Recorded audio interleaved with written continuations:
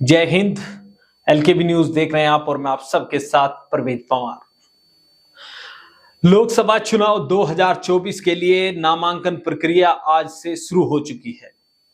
उत्तर प्रदेश की 8 संसदीय सीटों पर प्रथम चरण में चुनाव होना है, जिसके लिए आज से नामांकन प्रक्रिया शुरू हो गई है और 27 मार्च तक नामांकन दाखिल किए जाएंगे। इसको लेकर हम आपसे चर्चा करेंगे सहारनपुर मंडल की अलग अलग संसदीय सीट को लेकर कि नामांकन प्रक्रिया शुरू होने के बाद किस तरह का माहौल सहारनपुर, कैराना और मुजफ्फरनगर संसदीय सीट पर है। किस पार्टी ने किस प्रत्याशी को चुनावी मैदान में उतारा है, इस पर हम आपसे चर्चा करेंगे। चैनल अगर आपने अभी तक सब्सक्राइब नहीं किया तो चैनल को सब्सक्राइब कर लें। वीडियो फेसबुक पेज पर देख रहे हैं तो हमारा फेसबुक पेज भी फॉलो कर लें, जिससे आपको आगे की अपडेट मिलती रहे। सबसे पहले चर्चा करेंगे सहारनपुर संसदीय सीट की। सहारनपुर संसदीय सीट की बात करें तो 2019 में बहुजन समाज पार्टी और समाजवादी पार्टी गठबंधन से हाजी फजलुर रहमान इस सीट से सांसद चुने गए थे। इस बार सपा और कांग्रेस का गठबंधन है। बहुजन समाज पार्टी अकेले चुनाव लड़ रही है। इसके अलावा भारतीय जनता पार्टी भी मजबूती से चुनावी तैयारियों में जुटी हुई है। आपको बता दें कि बहुजन समाज पार्टी के अलावा सहारनपुर संसदीय सीट पर अभी तक किसी भी राजनीतिक दल ने अपने उम्मीदवार के नाम का ऐलान नहीं किया। आपको बता दें कि भारतीय जनता पार्टी और सपा कांग्रेस गठबंधन में यह सीट कांग्रेस के हिस्से में है, लेकिन नामांकन प्रक्रिया शुरू होने के बाद भी दोनों मुख्य दलों ने यानी भारतीय जनता पार्टी और कांग्रेस की ओर से अभी तक कोई उम्मीदवार घोषित नहीं किया है। ऐसे में सभी की निगाहें उम्मीदवारों के चयन पर है। आपको बता दें कि भारतीय जनता पार्टी से राघव लखनपाल शर्मा के नाम की चर्चा है। राघव लखनपाल शर्मा इस संसदीय सीट से 2014 में भारतीय जनता पार्टी के टिकट पर चुनाव जीते थे। उस चुनाव में उन्हें जो वोट मिले थे उसके बारे में हम आपको बता दें, 4,72,999 वोट मिले थे। दूसरे नंबर पर कांग्रेस के इमरान मसूद 2014 में रहे थे, उन्हें भी 4 लाख से अधिक वोट मिले थे, यानी 4,07,909। बहुजन समाज पार्टी से उस समय जगदीश राणा लगभग 2,75,000 वोट उन्हें भी मिले थे। बहुजन समाज पार्टी का भी इस सीट पर बड़ा असर है। इसके अलावा भारतीय जनता पार्टी और कांग्रेस सपा गठबंधन का भी मजबूत यहां पर चुनाव होने वाला है।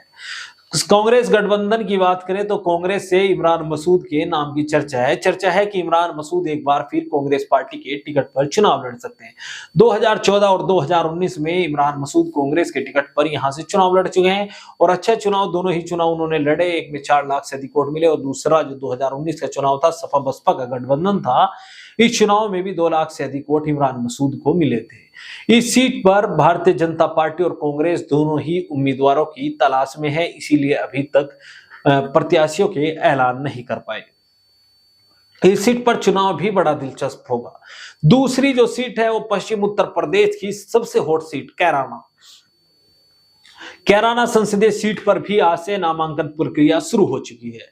इस सीट पर 2019 के लोकसभा चुनाव में भारतीय जनता पार्टी के टिकट पर प्रदीप चौधरी सांसद चुने गए थे। इस बार फिर भारतीय जनता पार्टी ने प्रदीप चौधरी को ही चुनावी मैदान में उतारा है। प्रदीप चौधरी चुनावी तैयारियों में जुटे हुए हैं। इसके अलावा सपा कांग्रेस गठबंधन की बात करें तो समाजवादी पार्टी और कांग्रेस गठबंधन में यह सीट समाजवादी पार्टी के खाते में है। 2019 के लोकसभा चुनाव में भी यह सीट समाजवादी पार्टी के खाते में थी। उस समय सपा बसपा और राष्ट्रीय लोकदल का गठबंधन था। इस संसदीय सीट पर समाजवादी पार्टी की उम्मीदवार चुनाव लड़ी थी। तबस्सुम हसन उस समय समाजवादी पार्टी की उम्मीदवार थी। इस बार समाजवादी पार्टी ने तबस्सुम हसन की बेटी इकरा हसन को चुनावी मैदान में उतारा है। इकरा हसन के भाई नाहिद हसन कैराना विधानसभा सीट से विधायक भी है। इसी संसदीय सीट के अंतर्गत कैराना विधानसभा सीट आती है। इसके अलावा बहुजन समाज पार्टी से श्रीपाल राणा यानी ठाकुर समाज के उम्मीदवार पर दांव खेला गया है। इस सीट पर बहुजन समाज पार्टी के उम्मीदवार ने चुनाव को बड़ा दिलचस्प बना दिया है। अब मुकाबला बड़ा दिलचस्प होने की संभावनाएं है। राजनीतिक पंडित तो यह भी मानकर चल रहे हैं कि इस संसदीय सीट पर अब त्रिकोणीय मुकाबला होगा।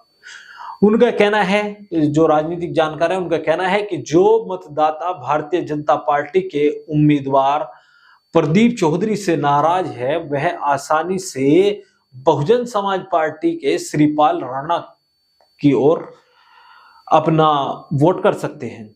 आपको बता दें कि जब से प्रदीप चौधरी के नाम का ऐलान हुआ तब से राजपूत समाज भी विरोध कर रहा है। इसके अलावा उनके सजातीय जो वोटर हैं वो भी बड़ी संख्या में विरोध कर रहे हैं, जिनमें कैराना और शामली विधानसभा सीट में जो गुर्जर मतदाता हैं उनमें काफी नाराजगी बताई जा रही है, जो जाहिर भी हो रही है। यानी सोशल मीडिया के माध्यम से वो अपनी नाराजगी को दर्शा भी रहे हैं।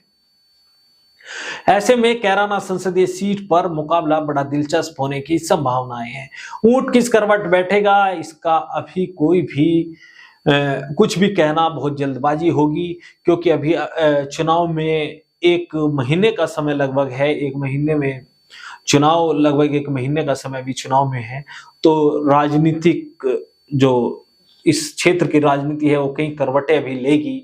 लेकिन प्रथम दृष्टया अगर देखें तो इस समय भारतीय जनता पार्टी के उम्मीदवार प्रदीप चौधरी पर सपा प्रत्याशी इकरा हसन ने बढ़त बना ली है। आगे क्या होगा उसके बारे में भी हम आपसे चर्चा करते रहेंगे और जानकारी आपको देते रहेंगे। आगे जो भी अपडेट हमें मिलती रहेगी आप देखते रहेंगे, क्योंकि हम तमाम अपडेट लोकसभा चुनाव से जुड़ी हुई आपको इसी चैनल पर दे रहे हैं। इसके अलावा तीसरी जो सहारनपुर मंडल की संसदीय सीट है मुजफ्फरनगर लोकसभा सीट। मुजफ्फरनगर लोकसभा सीट की बात करें तो भारतीय जनता पार्टी ने 2014 और 2019 में इस सीट से सांसद चुने गए संजीव बालियान को एक बार फिर चुनावी मैदान में उतारा है। संजीव बालियान केंद्र सरकार में मंत्री हैं और पश्चिम उत्तर प्रदेश के बड़े जाट नेता हैं। समाजवादी पार्टी और कांग्रेस गठबंधन में यह सीट समाजवादी पार्टी के खाते में गई है और समाजवादी पार्टी ने पूर्व सांसद हरिंदर मलिक को इस संसदीय सीट से उम्मीदवार बनाया है। इस सीट पर भी मुकाबला बड़ा दिलचस्प होने की संभावना है। बहुजन समाज पार्टी भी इस संसदीय सीट पर अपने पत्ते खोल चुकी है। बहुजन समाज पार्टी ने प्रजापति समाज के दारा सिंह प्रजापति को इस संसदीय सीट से अपना उम्मीदवार बनाया है। ऐसे में बहुजन समाज पार्टी भी मुजफ्फरनगर संसदीय सीट पर अच्छा चुनाव लड़ सकती है। आपको बता दें कि जिस तरह से बहुजन समाज पार्टी ने अपना उम्मीदवार बनाया है दारा सिंह प्रजापति को, उससे भारतीय जनता पार्टी के उम्मीदवार को झटका लगा है।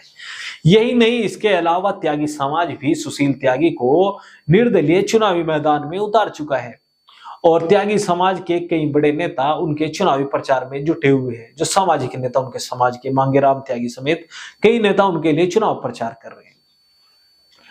आपको बता दें कि मुजफ्फरनगर संसदीय सीट पर 2019 में राष्ट्रीय लोकदल के तत्कालीन राष्ट्रीय अध्यक्ष स्वर्गीय चौधरी अजीत सिंह जी चुनाव लड़े थे और संजीव बालियान ने उन्हें चुनाव में हराया था।